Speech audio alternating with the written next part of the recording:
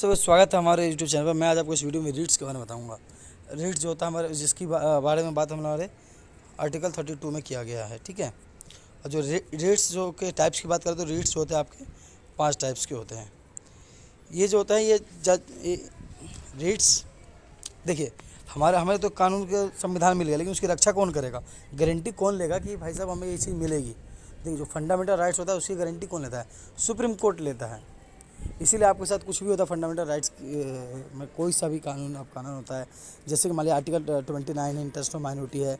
Article 30 जैसे कि कहता है कि माइनॉरिटी अपना कोई स्कूल कॉलेज वगैरह बना सकता है, और वो बना रहे हैं और उसको कोई सरकार बनाने नहीं दे रही, या फिर कुछ उसमें मसला आ रहा है, तो ये क्या है, उसका फंडामेंटल राइट्स का उल्लंघन है। उसका मतलब फंडामेंटल कम क्या, तो वो आदमी क्या करेगा, सीधा सुप्रीम कोर्ट जाएगा कि सर मेरे फंडामेंटल राइट्स का क्या हो रहा है, उल्लंघन हो रहा है।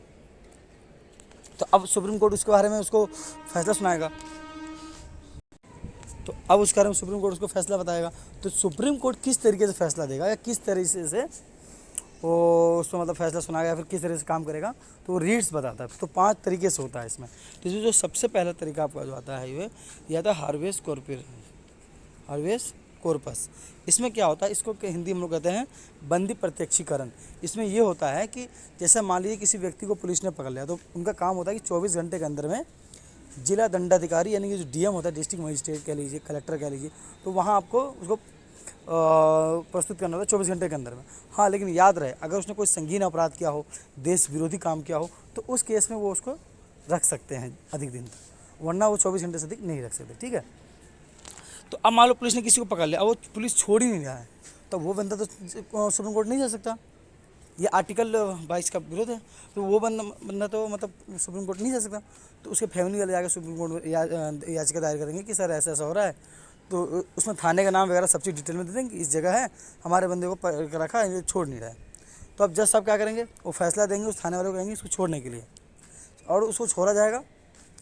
अगर मान लीजिए वहाँ का जो कोई चौकी इंचार्ज एसएचओ, मान लीजिए जो स्टेशन सबसे हेड होता है एसएचओ है, जोन की बात करें एसीपी, तो एसीपी वो भी जानते हैं, वहाँ का एसएचओ एसीपी है, ठीक है।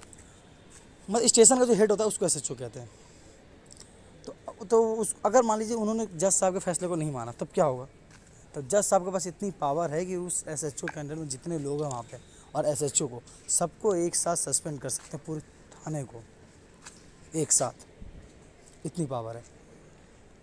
ये हो गया। अब इसके बाद दूसरा एक आता है आपका, एक हो जाता है आपका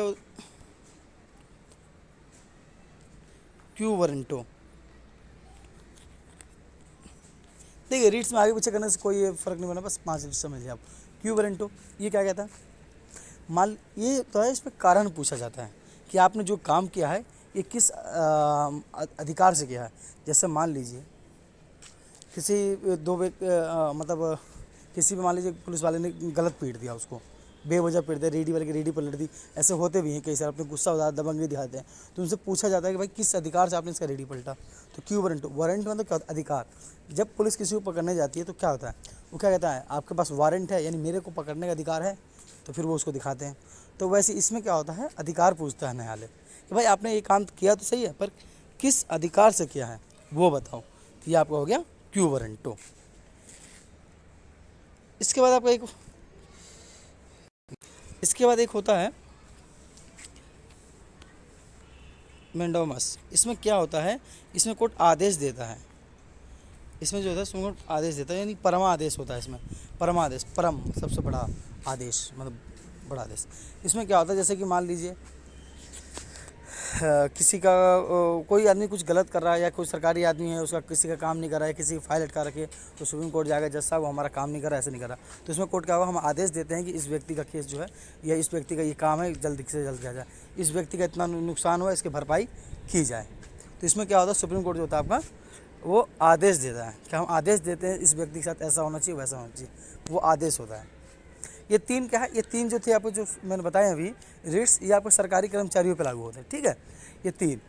अब इसके बाद 2 हैं वो आपके कोर्ट पे लागू होते हैं, जिससे होता है एक प्रोहिबिशन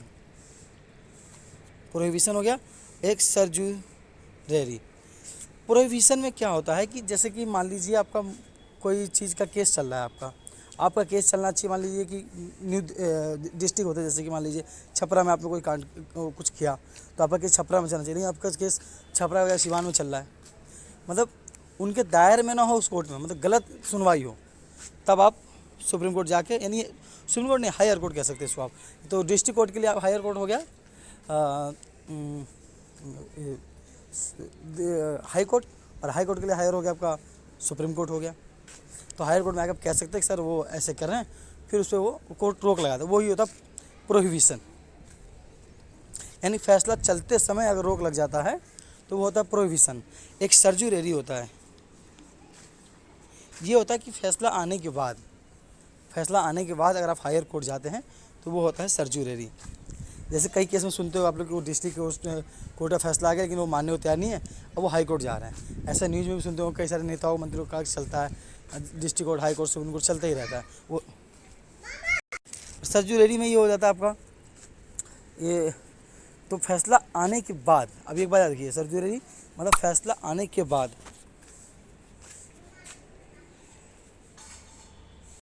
अब फैसला आने से पहले जो उस पर रोक लगेगा वो प्रोहिबिशन होता है, ठीक है। अब एक बात बताइए कि जो एक रीट्स है ना, देखिए आपको क्या है ना, आप सीधा सुप्रीम कोर्ट जा सकते, फंडामेंटल राइट्स का ये हो जाता है तो, लेकिन आपको एक बात पता नहीं है, अगर मान लीजिए कोई व्यक्ति केरल में रहता हो और छोटा मोटा मतलब फंडामेंटल उसके राइट को हुआ हो, तो उसको दिल्ली में आना है सुप्रीम कोर्ट, तो कितना दूर है, आने जाने का खर्चा, किराया, फिर दिल्ली में आएगा तो कुछ दिन रहेगा, ऐसा नहीं कि जिस दिन आएगा उस दिन काम हो जाएगा उसका, ठीक है, वकील करेगा, काफ़ी सारे खर्च आएंगे।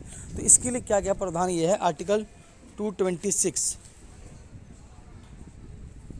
226 का वो इस्तेमाल करेगा और अपने यहाँ के हाई कोर्ट में जाएगा। अगर सुप्रीम कोर्ट दो, ये पावर है कि तुम डायरेक्ट सुप्रीम कोर्ट में जा सकते हो, लेकिन अगर उस व्यक्ति की मर्जी है कि नहीं हम अपने हाई कोर्ट में ही करवा ले, पास में है, तो कर सकता है, ठीक है।